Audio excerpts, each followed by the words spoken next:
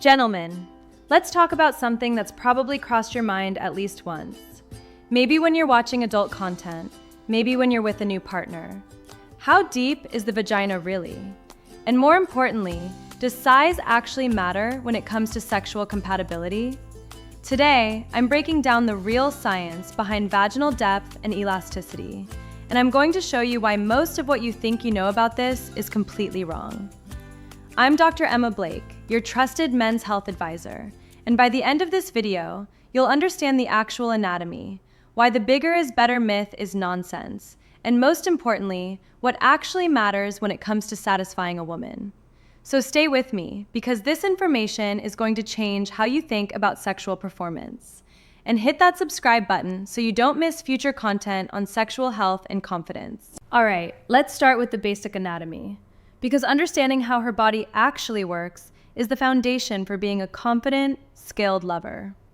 The average vaginal canal, when a woman is not aroused, measures between 3 to 4 inches in depth. That's it, 3 to 4 inches. Now, the average erect penis is about 5.1 inches long with a circumference of about 4.9 inches. So if you're doing the math right now and thinking, wait, that doesn't add up, you're starting to understand why this topic matters. But here's where it gets really interesting. When a woman becomes aroused, and I'm talking genuinely, fully aroused, her vaginal canal undergoes significant changes. The walls become engorged with blood, which causes the canal to lengthen and expand. It can extend from that 3 to 4 inches all the way up to 5 to 7 inches in depth. This is part of the body's natural sexual response cycle. Her body is literally preparing itself to accommodate you. And this is why foreplay matters so much. If you're rushing into penetration before she's fully aroused, you're trying to fit into a space that hasn't expanded yet. That's uncomfortable for her, and honestly, it doesn't feel as good for you either because the fit isn't optimal. Now, here's what most guys don't understand. The vagina isn't just about depth. It's highly elastic. It can expand in both depth and width during arousal. This elasticity is what allows the vaginal canal to accommodate various sizes, from small to very large, and then return to its normal state afterward. This is the same elasticity that allows for childbirth and then recovery. And this elasticity creates what some people call the grip sensation during sex. When she's aroused and her muscles are engaged, that elastic quality is what creates the friction and sensation you're both feeling. So the question isn't really, how deep is she? The question is, how aroused is she? Because arousal changes everything. Now, let me address something that's probably going through your head right now. Dr. Blake, what if I'm not big enough? What if I'm too big? What if we're just not compatible? Here's the truth. Studies published in the International Journal of Impotence Research found that vaginal dimensions vary widely between women, but elasticity is the key factor in sexual satisfaction. Not depth, not your length.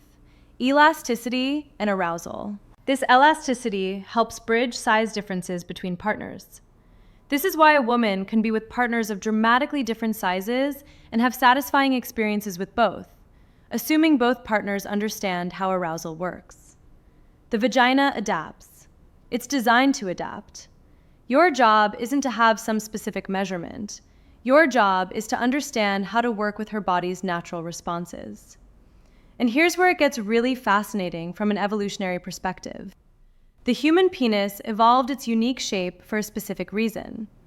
Scientists believe that early in human evolution, the penis had a simpler, more pencil-like shape. But as humans evolved and sexual competition increased, because let's be honest, monogamy is a relatively recent concept, the penis developed its distinctive mushroom shape with a ridge around the head, what's clinically called the corona. Why? Because that ridge potentially serves a functional purpose during intercourse. The theory is that during thrusting, that ridge shape can create a suction effect that would displace any competing sperm from a previous partner, increasing the chances that the current partner's DNA would be the one to fertilize an egg. Pretty wild, right? Your anatomy is literally designed for sexual competition. But here's what matters for you right now. Understanding her anatomy and her arousal cycle is infinitely more important than worrying about your measurements. Let me break down what's actually happening during arousal, because this is where most guys fail. During the arousal phase, blood flow increases dramatically to her genital area. The vaginal walls become engorged, which causes lengthening and expansion. The vagina also begins to self-lubricate. The labia, both the outer and inner lips, swell. The clitoris, which has as many nerve endings as your entire penis concentrated in a tiny area, becomes engorged with blood, just like your erection. All of this is happening simultaneously to create a more accommodating and pleasurable experience for both of you. But here's the critical part. This process takes time. It doesn't happen instantly. And if you're rushing through foreplay or skipping it entirely because you're eager to get to penetration, you're missing the entire point. When penetration happens before she's fully aroused, several things go wrong. First, the vaginal canal hasn't expanded yet, so it's tighter in a way that's uncomfortable, not pleasurable. Second, natural lubrication hasn't fully developed, which creates friction that hurts rather than feels good.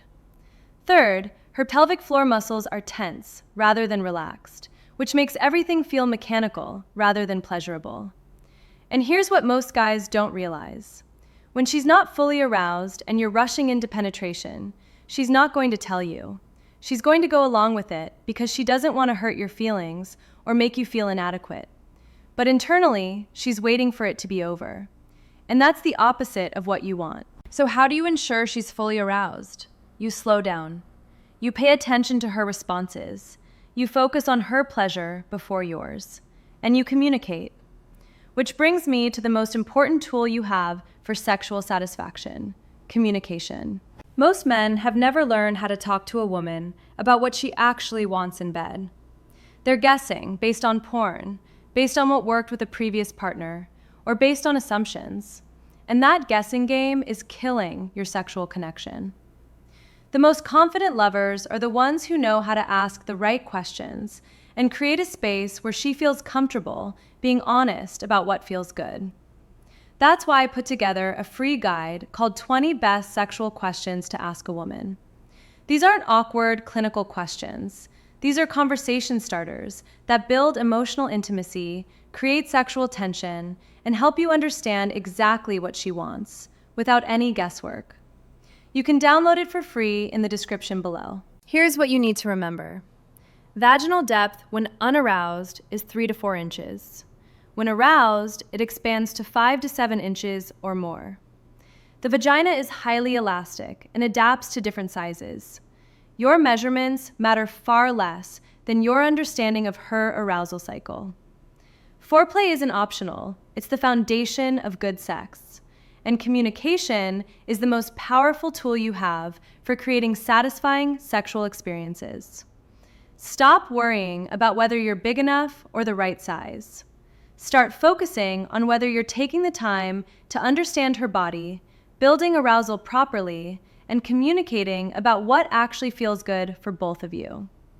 That's what separates mediocre lovers from men who genuinely satisfy their partners. Download that free guide, 20 Best Sexual Questions to Ask a Woman, in the description below.